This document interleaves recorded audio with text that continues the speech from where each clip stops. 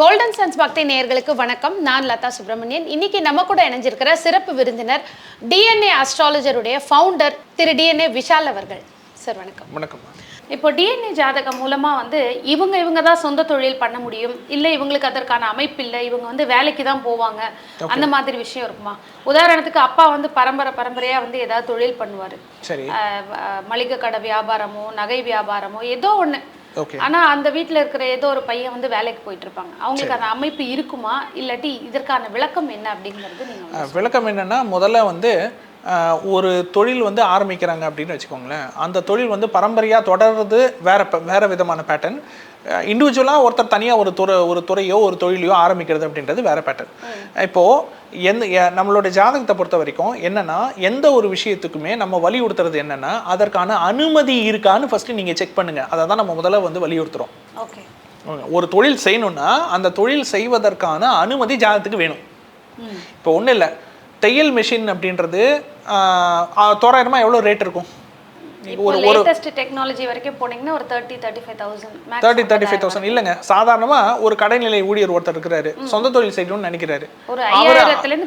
அவரு ஒரு சாதாரண ஒரு தையல் மிஷின் ஒன்று வாங்கணும். குறைஞ்சது 5,000 ரூபாயிலிருந்து 10,000 ரூபாய் முதலீடு போட்டா இன்னைக்கு ஒரு தையல் மிஷின் வாங்கிடலாம். ஓகேங்களா? அந்த முதலீடு மேக்ஸிமம் எல்லார் கையிலும் இருக்கும். அப்படி காசு இருக்குதோ இல்லையோ, நகை ஏதோ ஒன்று இருக்கும். ஓகேங்களா? அதை வச்சு இன்னைக்கு ஒரு டெய்லரிங் மிஷின் வாங்கிட முடியுமா? முடியாதா? வாங்க முடியுமில்ல. சரி, ஒருத்தவங்க இப்போ ஒரு மாத வருமானம் அவருக்கு ஒரு 30,000 ரூபாய் 40,000 ரூபாய் சம்பாதிக்கிறாரு அப்படின்னு வச்சுங்க. வேலைக்கு போறாரு, சம்பளம் வருது. இப்போ அந்த வேலை அவருக்கு பிடிக்கல, ஆனா அவர் ஏதாச்சும் சொந்த தொழில் செய்யணும்னு நினைக்கிறாரு. இப்போ அவர் தையல் கலையில அவருக்கு ஆர்வம் ஏற்படுது அப்படின்னு வச்சுங்க. இல்லை, அவர் நினைக்கிறாரு மனசுல, ஒரு வேளை அதை பண்ணலாமா அப்படின்னு சொல்லிட்டு அவர் நினைக்கிறாரு. அவர் நினைச்சா நீங்க சொன்ன மாதிரி 20,000 ரூபாய் கொடுத்து கூட ஒரு தையல் மிஷின் வாங்க முடியும், இல்லை இன்ஸ்டால்மெண்ட்ல கூட கொடுத்து வாங்க முடியும். ஓகேங்களா? சரி, ஆனா அந்த துறைக்குள்ள நுழையணும்ல. அது நுழையிறதுக்கு அவர் ஜாதகம் ஃபர்ஸ்ட் அவரை அனுமதிக்கணும். இன்ட்ரெஸ்ட் இருந்தாலும் அதற்குள்ள போறதுக்கான அமைப்புகள் இன்ட்ரெஸ்ட் இருக்கு இல்லைன்றது வேற. ஃபர்ஸ்ட் பர்மிஷன் வேணும் அதுக்குள்ள நுழையிறதுக்கு. ஓகேங்களா? அந்த பர்மிஷன் தான் விதி. ஆனா அது தலையெழுத்து அல்ல. சொல்றது புரியுதா உங்களுக்கு? இவர் கண்டிப்பாக இதை செய்வார் அப்படின்னா அது தலையெழுத்து. இதை செய்வதற்கு இவருக்கு அனுமதி உண்டு அப்படின்னு சொன்னா அது விதி. ஓகேங்களா? நம்ம விதின்னு சொல்றது எல்லாமே ரூல்ஸ் தான்.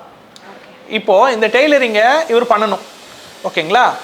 அதை பண்றதுக்கு ஃபர்ஸ்ட் அவருக்கு அனுமதி வேணும். அதை தொழிலா பண்றதுக்கு அனுமதி வேணும். அதுக்கான அனுமதி என்ன அப்படின்னா, ரொம்ப சிம்பிளா நான் சொல்றேன். 3 காம்பினேஷன் சொல்றேன். அந்த 3 காம்பினேஷனுக்குள்ள தான் இன்னைக்கு உலகத்துல இருக்கிற அத்தனை எம்ப்ராய்டரி துறையில, டெக்ஸ்டைல் துறையில, டெய்லரிங் துறைக்குள்ள இருக்கிறவங்களும் இருப்பாங்க.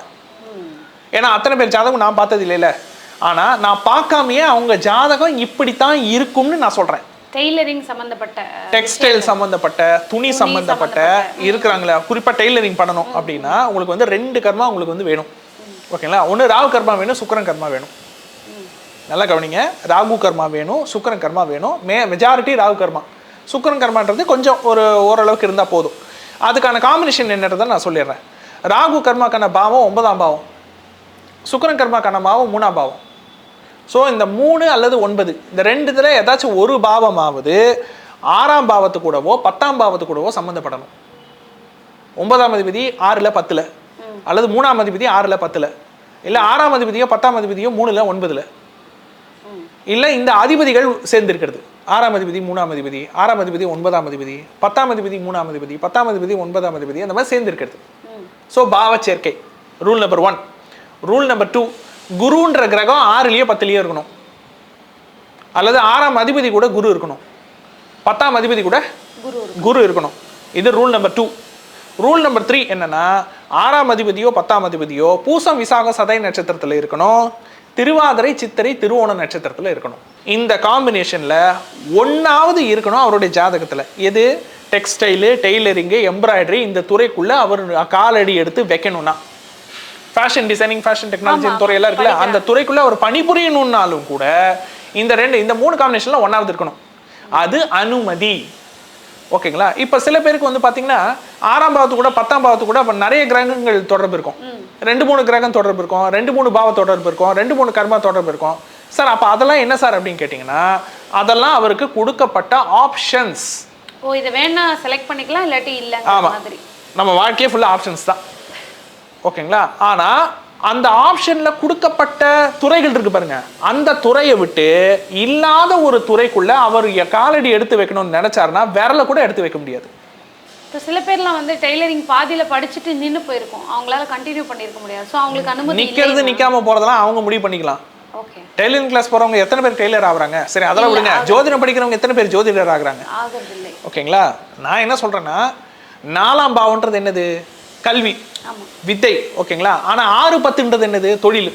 ஒருத்தருக்கு 4ஆம் பாவத்துக்கு கூட ஒரு கர்மா சம்மந்தப்பட்டிருக்கு, 6ஆம் பாவம் 10ஆம் பாவத்துக்கு கூட அந்த கர்மா தொடர்பே இல்லை அப்படின்னு வச்சுங்களேன், அவர் வெறும் படிக்க மட்டும் தான் ஆசைப்படுவார்.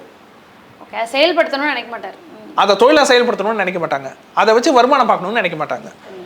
தொழில்னா என்ன? அது ஒரு துறை, அது ஒரு தொழில். அதை வச்சு வாழ்வாதாரத்துக்கு தேவையான வருமானத்தை ஈட்டுவது, அதுதான் கெரியர். ஓகேங்களா? சும்மா எனக்கு பொழுது போல அதுக்காக மட்டும் நான் படிச்சு மட்டும் வைக்கிறேன் அப்படின்னா அது வெறும் 4ஆம் பாவம். ஓகேங்களா? சில பேர் பொழுதுபோக்குக்காக ஒரு விஷயத்தை படிச்சுட்டு அதுக்கப்புறமா அதை கெரியரா எடுப்பாங்க. ஏன்னா 4ல் இருக்கிற எல்லா கிரகமும் 7ஆம் பார்வையா 10ஆம் வீட்டை பார்த்துரும். ஓகேங்களா?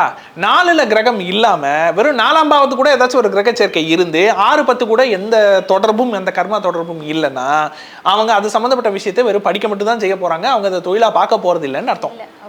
படிக்கிற அனுமதி இருக்கு, படிப்பதற்கான அனுமதி இருக்கு, ஆனா பார்ப்பதற்கான அனுமதி இல்லை, அதை வந்து தொழிலாக செய்வதற்கான அனுமதி இல்லை.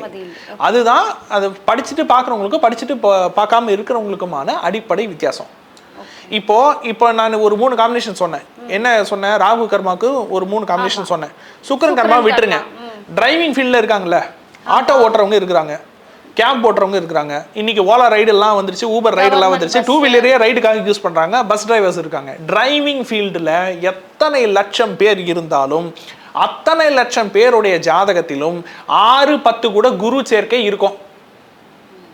6ஆம் பாவம் 10ஆம் பாவம் 6ஆம் அதிபதி 10ஆம் அதிபதி கூட குரு சேர்க்கை. Rule number 1. ரூல் நம்பர் 2, 6, 10 கூட 9ஆம் பாவம் 9ஆம் அதிபதி சேர்க்கை இருக்கும். ஓகேங்களா? 6, 9, 10, 9, 6, 10, 9. ஓகேங்களா? அப்படி இல்லை என்றால் 6ஆம் அதிபதியோ 10ஆம் அதிபதியோ பூசம் விசாக சதய நட்சத்திரத்துல இருந்தே ஆகணும். அப்படி இருந்தாதான் அவங்களுக்கு சொந்தமாவே வண்டி இருந்தாலும் அவங்க டிரைவிங்ல எவ்வளவு பெரிய ஜகஜால ஜித்தனாக இருந்தாலும் அவங்களால அந்த துறையை தொழிலாக எடுக்க முடியும். இல்லை என்றால் அந்த அனுமதியே அவங்களுக்கு இல்லைன்னு அர்த்தம், அவங்களால அதை எடுக்க முடியாதுன்னு அர்த்தம். ஆக நீங்க உள்ள வந்துட்டு அதுக்கப்புறம் நீங்க சக்சஸ் பண்றது ஃபெயிலியர் பண்றதுன்றது அடுத்து. அதுக்கு நம்ம வந்து பல வழிகாட்டுதல்களுக்கு நம்ம சொல்றோம். ஜாதகத்தை வச்சு அதனுடைய பலத்தை வச்சு இது பெஸ்ட் கெரியர், இந்த கெரியர் உங்களுக்கு வேணாம், இந்த பிசினஸ் உங்களுக்கு வேணாம் நம்ம அட்வைஸ் கொடுக்கணும். அது வேற. முதல்ல நீங்க உள்ள நுழையணும்ல. அப்ப அது நுழையிறதுக்கான அனுமதி உங்களுக்கு வேணும்ல. இதுதான் அனுமதி. ஒரு அப்பாவுக்கு 3 பசங்க இருக்காங்க. அந்த 3 பசங்கள்ல யாருக்காச்சும் ஒருத்தருக்கு தான் செய்கின்ற வியாபாரத்தை டிரான்ஸ்ஃபர் பண்ணணும்னு எல்லா அப்பாவுக்கும் என்ன இருக்கும்? ஓகேங்களா? ஆனா 3 பேர்ல யாருக்காச்சும் ஒருத்தருக்காவது 6, 10 கூட கேது இருக்கணும். 3 பேர்ல யாருக்காச்சும் ஒருத்தருக்காவது 6, 10 கூட 12ஆம் பாவ சேர்க்கை இருக்கணும். 6, 12, 10, 12, 6, 10, 12 சேர்க்கை இருக்கணும். 3 பேர்ல யாருக்காச்சும் ஒருத்தருக்காவது 6ஆம் அதிபதியோ 10ஆம் அதிபதியோ அஸ்வினி ஆயில்யோ அனுஷம் பூரட்டாதி நட்சத்திரத்துல இருக்கணும். அப்படி இருந்தாதான் அந்த ஒருத்தருக்கு மட்டும்தான் அவர் நினைத்தால் அவருடைய தொழிலை பரிமாற்றம் செய்து கொடுக்க முடியும். இவராலையும் அந்த சீட்ல போய் உட்கார முடியும். அந்த 3 பேத்துல யாருக்குமே இல்லைன்னா அந்த தொழில் யாருக்குமே போகாது. ஓகேங்களா? இதுதான் ரூல். இப்படி மரபணு ஜோதிடத்தில் ரூல் மட்டுமே ஆயிரக்கணக்கான விதிகள் இருக்கு. டிஎன்ஏ அஸ்ட்ராலஜி பற்றி மக்களுக்கு வந்து தெளிவாக புரிகிற மாதிரி நிறைய விஷயங்கள் இன்றைக்கி நம்மளோட நிகழ்ச்சியில் சொல்லியிருக்கீங்க. தொடர்ந்து அடுத்து வர பதிவுகள்லையும் நீங்கள் சொன்ன ஒவ்வொரு விஷயமா நம்ம மக்கள்கிட்ட பேசலாம் சார். நன்றி. நன்றி.